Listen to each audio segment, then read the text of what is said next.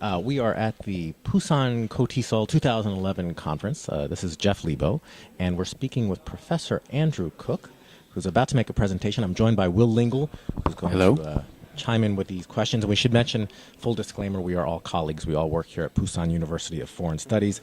In a little while, Andrew, you're going to be doing a presentation called Teaching and Assessing Conversation. And in your abstract, you talk about it's focusing on the nature of conversation and using various criteria and a rubric to assess conversation. So let's start off with the nature of conversation. What are you referring to when you talk about that? Well, I think when we teach conversation classes, a lot of people go in and teach whatever they want. Speaking generally tends to be the focus. So to me, when I think about conversation class, I want to actually teach conversation. So I needed to find out what conversation is and how it differs from speaking. Because conversation involves speaking, but it also involves listening, involves interaction. It's usually face-to-face, all these kinds of things. So to me, conversation involves speaking, but it involves lots of other things as well, including conversation has a certain structure. There are certain routines and conventions that we follow in conversations, like turn-taking, asking for clarification, these kinds of things, repair, and all those sorts of things in conversation. So to me, if I'm teaching conversation, I want to find out what it is. I read a few books, got a few definitions, and use that as a basis for then teaching and ultimately assessing conversation. And what is the criteria? You mentioned that you have a rubric based on certain criteria. What is the criteria that you use? Can you share? Okay. Well, basically what I'm going to talk about today is going to be very broad, because I'm talking about a conversation class as a whole, or conversation course as a whole. So to me, I needed to define the nature of conversation first, because that feeds into the curriculum and the objectives. So if I'm going to teach conversation class, I need to know, if I'm going to set some objectives and goals, it needs to come from what I understand conversation to be. There's not a single answer to that, is there? I mean, are you talking about the nature of conversation being focused on in a particular course, or you're saying there is a nature of conversation? Yeah, I mean, there's a few books around that talk about, I mean, a bunch of people recorded conversations and found some consistent traits throughout the different conversations that they recorded. So the structure of conversation, that conversations have a start, you usually have some small talk, you move on to some topics, you manage the topics and change topics. There are many conversation strategies that you use in between. If there's a breakdown in communication, you need to clarify, as I said before, and those sorts of things. And then you usually need to leave take and say goodbye. So you need to say, oh, I've got to go, and I'll see you later. So when they analyze the different conversations, when they recorded and transcribed, they found these certain qualities. So they used that to describe conversation, and I then want to use that to teach. So that feeds into the goals and objectives. The goal of a conversation course should be that they can start, maintain, manage conversations and end them as well. And that feeds into the objectives your actual as well. teaching? I mean, do you use the same textbook you were using 5 or 10 years ago, and has it affected the way what you're actually doing in the classroom? Absolutely. Can you give examples? A long time ago, if I was teaching a conversation class, I probably would just treat it as a speaking class or teach grammar and vocabulary and those sorts of things. Now that I've looked at what conversation is, then I want to incorporate some of these things into my lessons. So I want to actually explicitly teach some ways of starting, some ways of changing topics, some ways of ending. So I want to actually explicitly teach this and not just assume that they're going to pick it up. Do you feel like this approach is included in most textbooks or materials, or do you kind of have to find your own stuff? Well, when I first started doing that, there wasn't a lot of material around. There were some books that you could supplement, but in the last probably 5 or 6 years, there's been a few books published that include these conversation skills and strategies in the book itself. We can name names. What do you like? And I'm going to mention these in my presentation as well. English Upgrade, Icon, and Touchstone. They're 3 course books that explicitly teach conversation strategies or conversation skills, and they have a section in their book that covers that. So to me, the nature feeds into the goals and objectives. That feeds into material you choose or a book you choose. You could choose materials or you could choose a book that matches that. I chose Touchstone because it covered the stuff that I wanted to cover in my conversation class. And then, as you mentioned, assessment, all of that has to feed into assessment. It's all linked. So I'm going to cover this broad area because it's all connected. Talk more about the assessment component of it. How does this play out when you're, how do you assess your conversation classes? Well, that's the trick, isn't it? I mean, that's a really difficult thing to do. And in my presentation today, I'm going to talk about how I do that. There are many questions that could be asked about the method that I use as far as reliability or validity is concerned. Because so much of conversation assessment is subjective. Yeah, you know, exactly. My experience has been you sit down, whatever your interview questions are, whatever task you set aside, you kind of know what they're going to get after 5 seconds. Right. Yeah, that's possible. That's possible. Some of us don't start very well, though. So, as we go along, we warm up and get a little bit better. So that's another possibility. In your nature of conversation thoughts, and especially the tie into assessment, how much do you deal with affective issues, which seems like a significant component of teaching conversation and someone developing their conversation skills? Yeah, it can be. Probably not a lot, actually. To me, I try to, but in my conversation class, I will also provide information about what I think conversation is to the students, therefore giving them some motivation, I think, to want to study these particular strategies, because I can provide them with some authentic samples of conversation and how it actually occurs and what people really say, and tell them that, look, you want to sound natural, you want to have a conversation and be able to use these certain strategies to keep your conversation going. That's ultimately what we want to do in a conversation class. So to me, doing that is trying to motivate them and encourage them. Because a lot of teachers tend to focus on form, and so, for example, using a particular set of words or grammar structures, in conversation, you're dealing a lot with functions and how the fact that people are, in fact, nominating themselves or taking leave or communicating something. Would you recommend focusing more on form, for example, specific turn-taking strategies or nominations, or would you recommend focusing more on the fact that they were able to shift the topic somehow, that it had that it functioned effectively? In terms of teaching, you ultimately want to cover all of that, don't you? I mean, that's one of the problems with conversation class, is it is very broad and involves so many things. Grammatical accuracy is important because you need that to convey meaning. Vocabulary, as you said, functions or speech acts are important. Understanding the macro structure of conversation so that you can create the conversational text. Being able to manage it and use some of the micro skills. Pronunciation is an issue.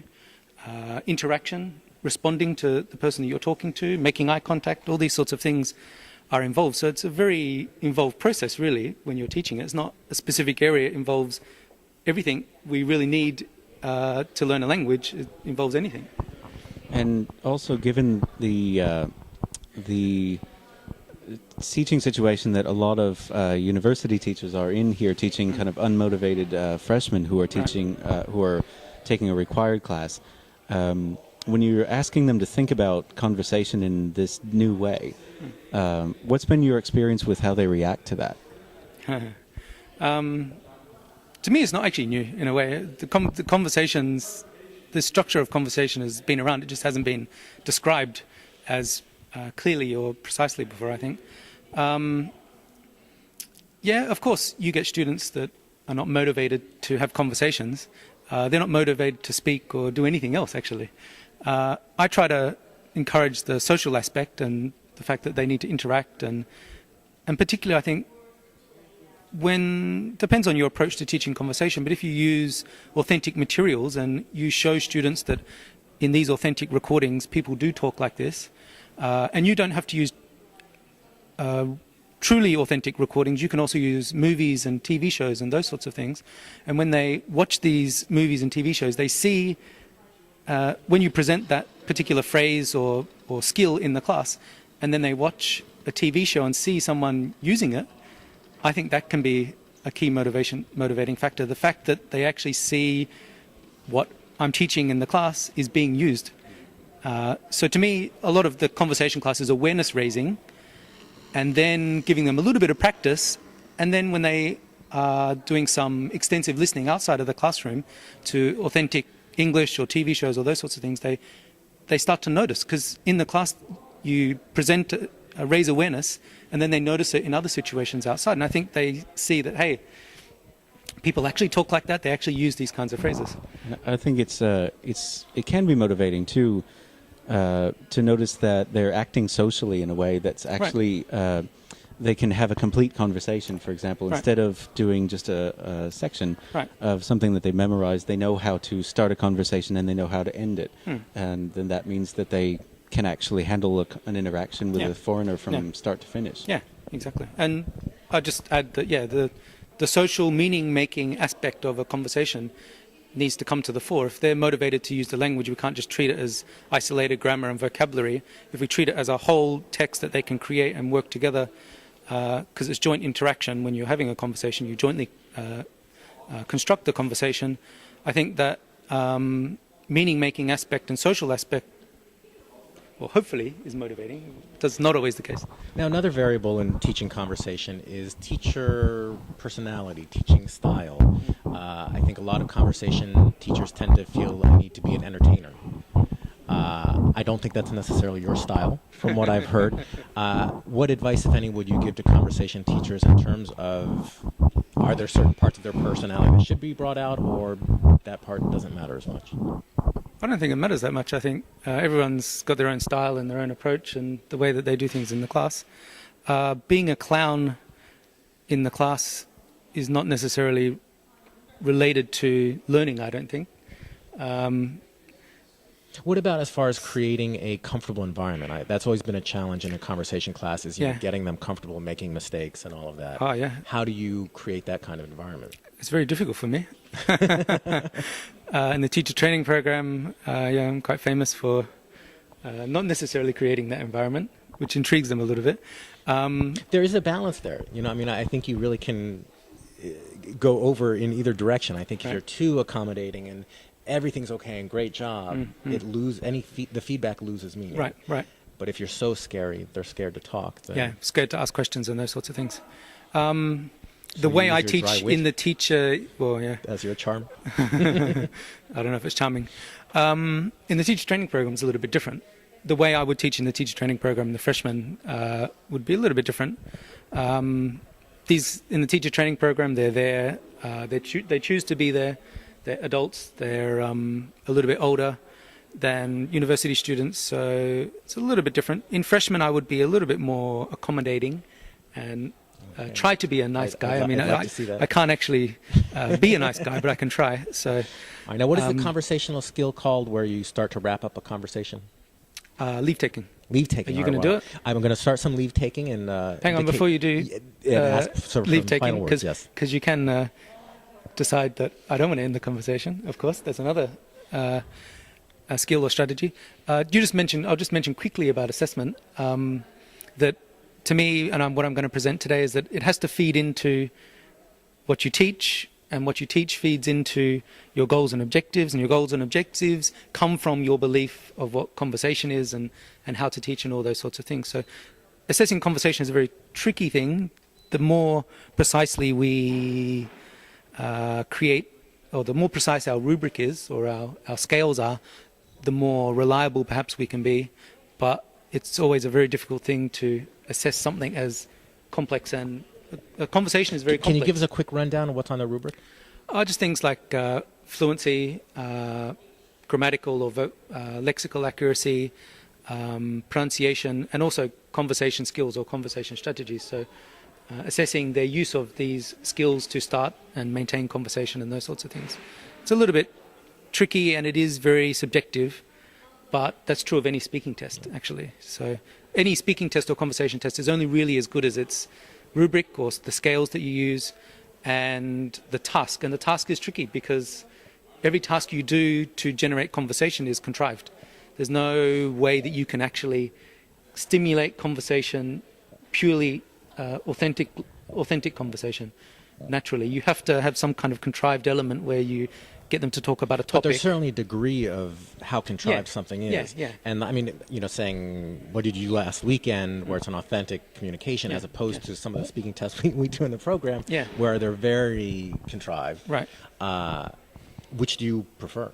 I want to make it as authentic as possible. So I want to make it as close to a real conversation as possible in that particular situation or context, which isn't easy. Basically, I just give them topics, and with a partner, not with me, but with a partner, get them to discuss.